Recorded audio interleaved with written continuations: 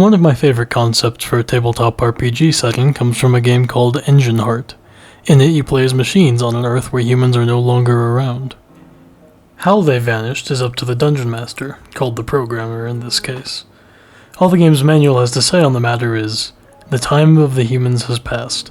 All that you were built for is no more, but you and your kind endure." The manual also features one of my favorite instructions in any manual. Before the game begins, the programmer should decide how many traces of human civilization remain. This is, of course, pretty obvious for a Dungeons & Dragons-like game. Of course the DM's gonna have to set up their world as they see fit, that's just the nature of the job.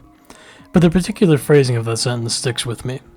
Decide how many traces of human civilization remain. There is no option to have an intact civilization. The game's world is, by necessity, one in which humanity's only remnants are failing infrastructure and crumbling buildings. What fascinates me about this is that life, or at least something that resembles it, continues on in humanity's absence. Robots carry on their tasks, nature reclaims what humans took from it, and the planet spins on. It makes me wonder, what would life look like in a post-human world? What would we leave behind? And how do other games approach this topic?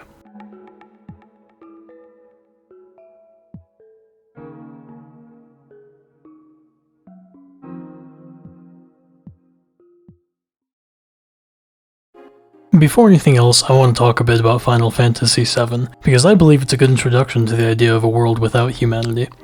The finale of Final Fantasy VII sees Sephiroth, the main antagonist, use a spell called Meteor to, of course, summon a gigantic meteor to slam into the planet and eradicate all life.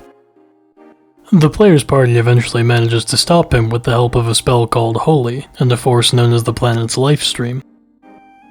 The lifestream is, essentially, a spiritual force that contains the essence of everything that has lived on the planet. It acts as an immune system of sorts that helps to heal the planet when it is in danger. So, naturally, it makes sense that the lifestream acts to stop Meteor during the game's finale. It doesn't stop there, however. As Buchenhagen, the Elder of Cosmo Canyon, explains, Meteor, weapon, everything will disappear. Perhaps even ourselves. It is up to the planet to decide. What is best for the planet? What is bad for the planet? All that is bad will disappear. That is all. I wonder which we humans are. This isn't really much of a question, as far as the game is concerned.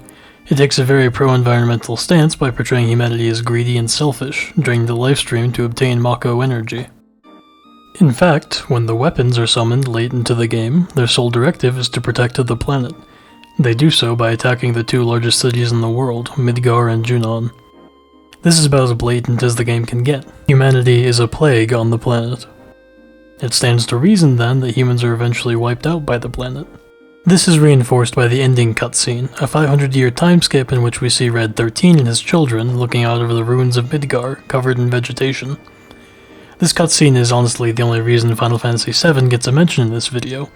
It's more than likely humanity has died out by this time, either because of the planet's intervention or by its own hand. And yes, I am aware that there's canon material showing living humans after Meteor Fall, but Yoshinori Kitase, the director of Final Fantasy VII, has said in interviews that, quote, all the human beings are destroyed, so we know that humanity is definitively extinct by the time we see Red 13 and his cubs. This isn't presented as a bad thing, really. If anything, the planet is healing from the wound humanity inflicted upon it, and the Midgar we see is not a tomb, but a garden, reclaimed by nature and offering us a glimpse into a world after humanity. What exactly would such a world look like? To begin to answer this question, I'm going to make the largest pivot possible and talk about the Pikmin series.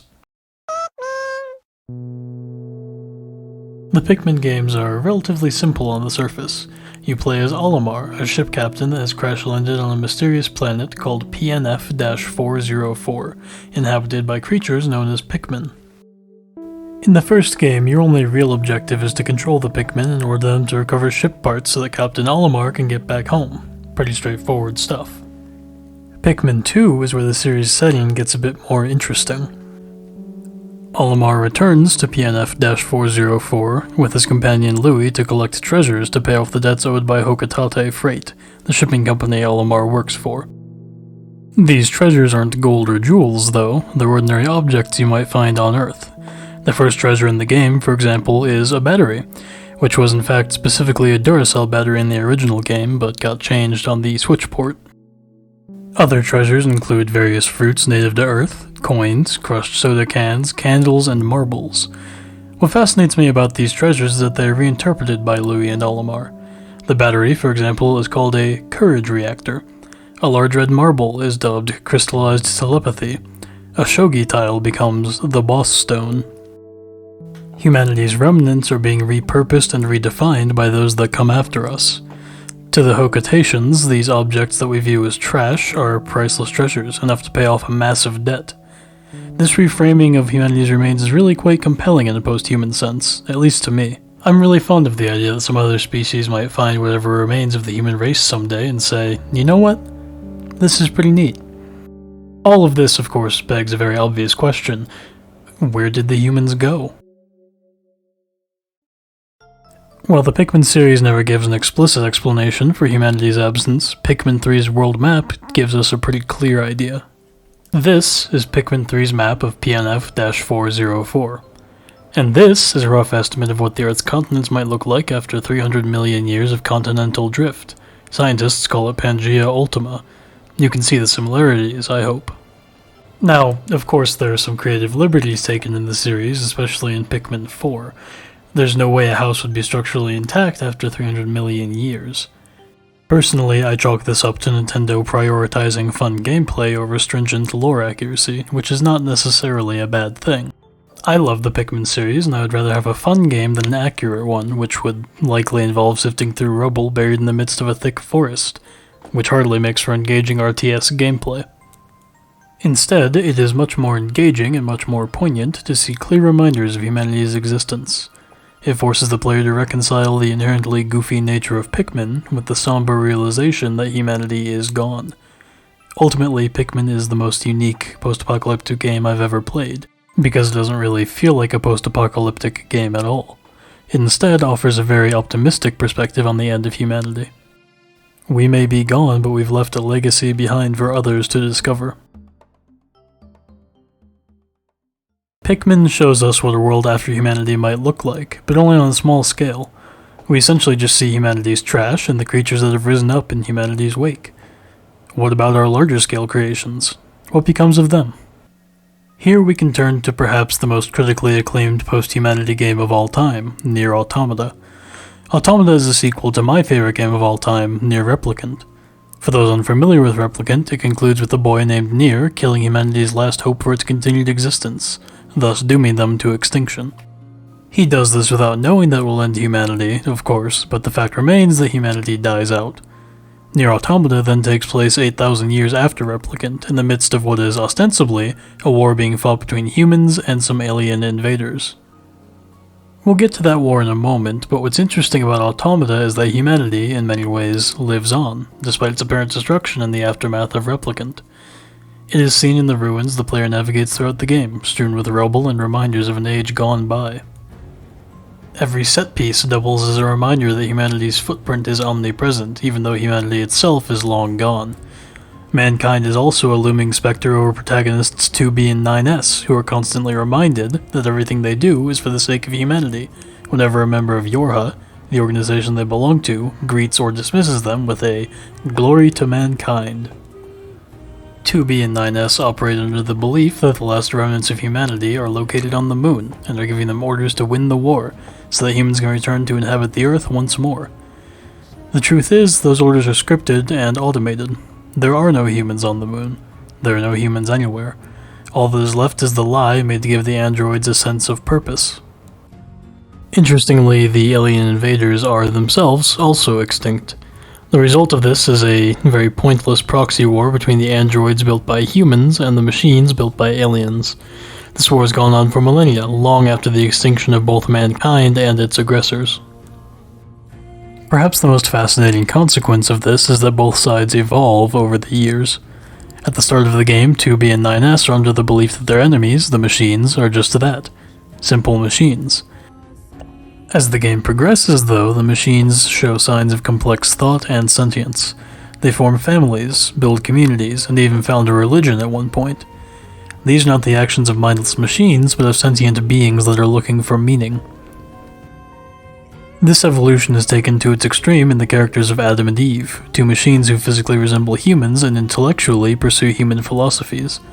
Adam, in particular, becomes obsessed with understanding humanity, reading its books, learning its languages, and eventually seeking to feel human emotions, no matter the cost.